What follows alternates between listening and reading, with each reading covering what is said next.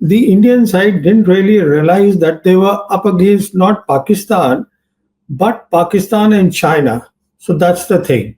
And as a consequence of that, I believe that the Indian response to the Pahalgam massacre was disproportionate. Now, this is very important. What this means is that they did the proxy war, we lost lives in Pahalgam. So, this is terrorism. Terrorism is what we call the sub-conventional operations. And as a response, what we did is we went completely overboard and we did the conventional operations, and that too at the high end.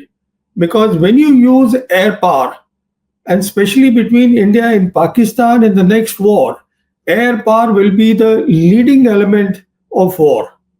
So the second point that I want to make is disproportionate is very important because to their terrorism, we responded with the high end of conventional war. So people around the world understand all these things. That's the second point. The third point is that there is no doubt about it that in the air war, as far as this combination was concerned of China and Pakistan in terms of weapon systems, their J-10 and the PL-15 missile, it did a very good job. And this is perhaps the reason that the Chief of Defense Staff, General Anil Chauhan, hesitates to give out the numbers of the aircraft which have been shot down. You see, when he spoke to the Bloomberg journalist, he said, "I don't want to put the number," conceding that yes, aircraft have gone down. You see, so if it was only one aircraft, he would have conceded it.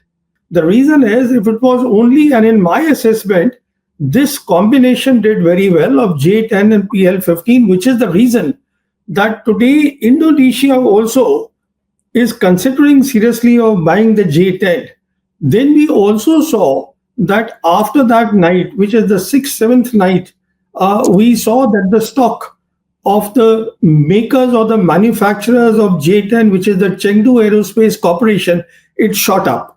Now, all these things don't happen if there is only one aircraft which has come down. And the reason is very obvious why the CDS doesn't want to accept the losses is because if he accepts that, then he's also accepting, which is a very dangerous thing, the limitations of the Indian Air Force. And when I say limitations, please understand this is for the benefit of your viewers, because what we are talking about here are the BVRs, beyond visual range missiles. Now, beyond visual range missile, which fire at a very long range, what is important is the digital ecosystem which is backing them. There is a huge digital ecosystem that backs them. If you remember, there was a briefing given by the Pakistan Air Force officer, Air Marshal Aurangzeb Ahmed, to the international press, where he said that now the Pakistan Air Force has got a new war fighting doctrine, which he called multi-domain operations. Now, what that means is that is the digital ecosystem, and that comprises of you have your satellites, you have your airborne assets, you have your ground assets, you have your fighters, and everything is linked with their Link 17. Now, so when you have a fighter which is firing a BBR, then there is an ecosystem which is helping him. So if there are more kills on the Indian side, it would mean that the ecosystem of the other side was better. An ecosystem takes many years to build. It's not only putting together, it's about professional training. So I am just giving you the reasoning behind all this. This is my thinking that all this would not have happened. Indonesia wanting to buy them, stocks going up if there was only one aircraft. But as when the Bloomberg journalist asked the CDS that did 6 aircraft come down, he says, no, it is not that. So we accept the CDS point of view here, but certainly it was more than one. See, the point is that they had to accept something because this is the start point. Because as far as the Pakistan side was concerned, they gave the briefing within 48 hours to the international media. And after that, the entire international media knew what's going on. The Americans knew what is going on. Chinese knew what is going on. See, this is not the age of commercial satellites, what CDS said, that we'll have the commercial site. This is the age of real time intelligence by satellites, and the Chinese have those capabilities. So, what went down is known to everybody except our own people. So, at some stage, for the credibility of India, they had to accept something. So, he accepted that. Now, obviously, it's a narrative which is not helpful for the image of the government. But the point here is that the government should have, first of all, thought about it, that this disproportionate response, is it helping us? Now, this is important.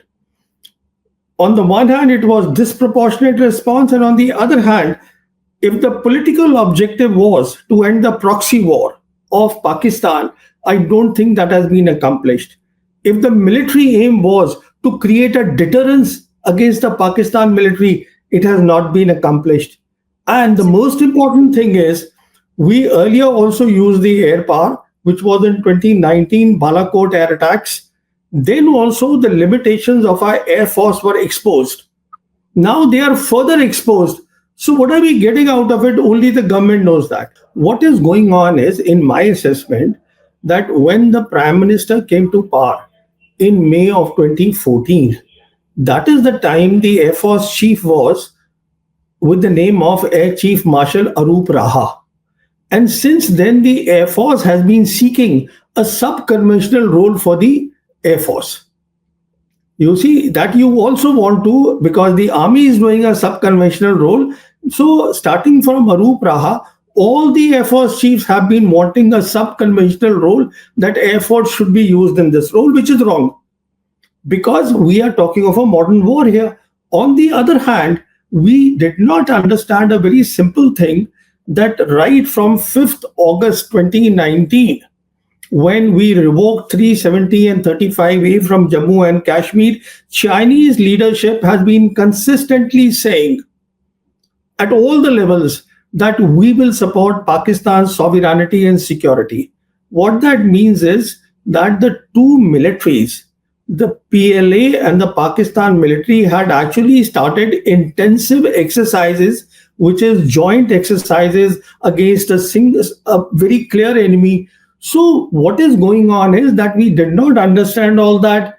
We wanted a role at the lower end. Now, all these things, when you want to fight a modern war, it is not about only weapon systems. It is also about optimizing the weapon system, that is called war concept. And it is also about years of training.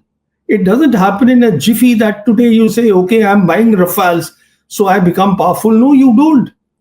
It is not only Rafales, how do you use the Rafales? How do you use the Rafales with the other systems? And what sort of training you have done? What sort of understanding you have of electronic warfare? You see, these things are important. We saw in Balakot very clearly that the Pakistan Air Force displayed better electronic warfare capabilities. So we should have understood that in a modern war, electronic warfare is very important. Because if you can jam the enemy's communication, there is trouble. How do you do the operation if the communication are jammed? I mean, we faced it in 2019, which is why our pilot, our squadron leader, he was made prisoner of war. So we should have learned that lesson. Instead, the Indian Air Force leadership is saying that we should have a role in counter-terror operations, sub-conventional operations. And see, on top of that, you listen to the present Air Force chief. I actually sympathize with him, Air Chief Marshal AP Singh. He said openly that, look, the DRDO and the HAL, they have not met any of the timelines. Now, on the one hand, you want to do Atmanirbharta at a time when there is a big crisis at hand. He was expressing his helplessness at his reduced combat capabilities, his squadrons. You see, even if the private players come, nothing will happen, in a day or 2 days. It takes time.